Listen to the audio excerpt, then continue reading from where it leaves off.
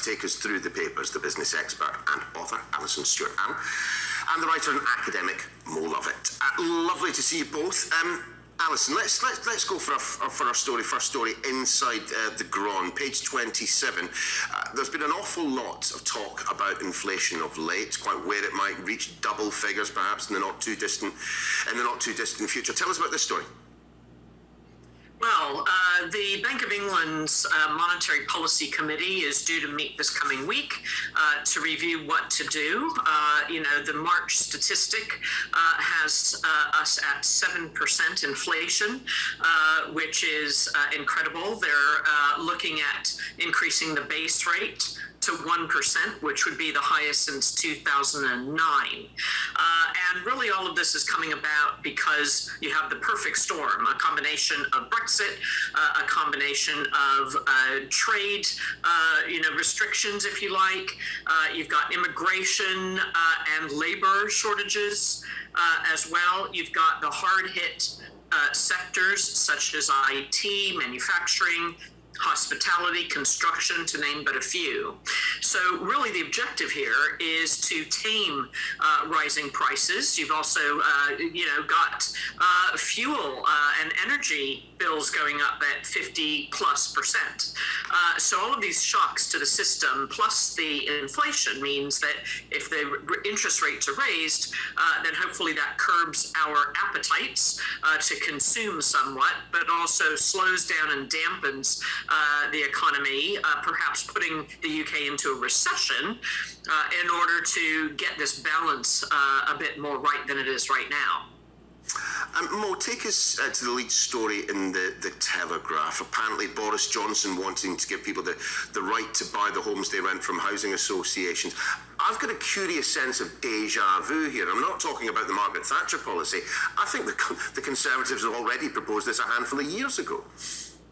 Yes, they did, Neil. They proposed it in the 2015 manifesto general election, so this is a reinvigoration of a policy. Boris has asked his advisors to sort of draw up plans for this. The idea is that millions of people, 5 million people currently rent from housing associations which aren't owned by government, and this would be a scheme to enable them the right to buy those housing association stock, 70% discount on market price, and also some suggestion, this will be in the plans that are drawn up, that people who are in receipt of housing benefit could use that as income towards their kind of calculation as to whether or not they can afford the mortgage on that. So this is the new plans that are being drawn up.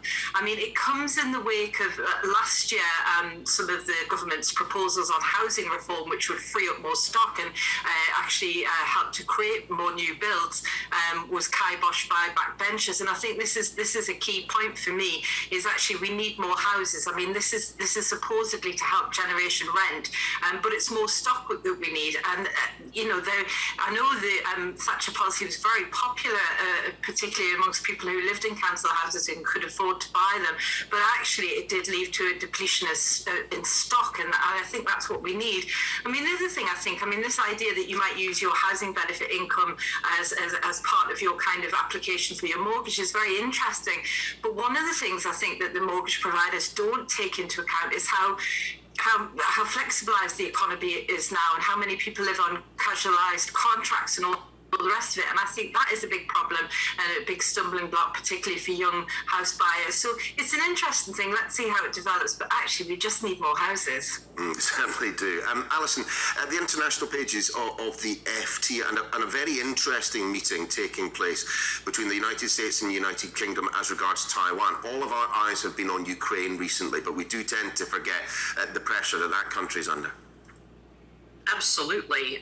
And this was really a meeting to try to talk about what action the US, the UK, and other countries would take in a coordinated way should China sort of replicate a takeover of Taiwan in the way, perhaps, or hopefully not in the way, or at all, in the way that Russia is with Ukraine.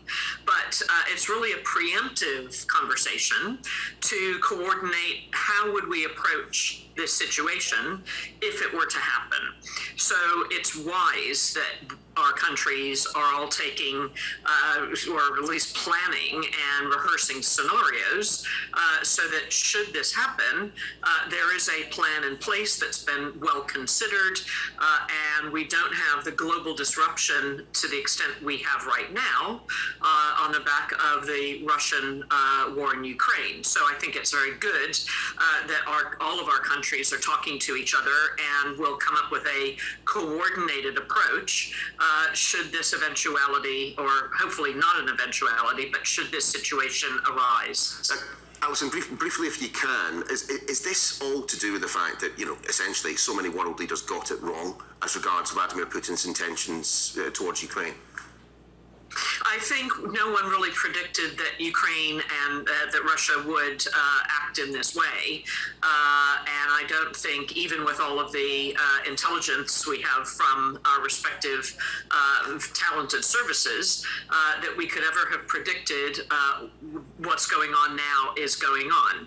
So I think it's, a surprise and took people by surprise, took country leaders by surprise, and I think they don't want to be taken by surprise again in the future.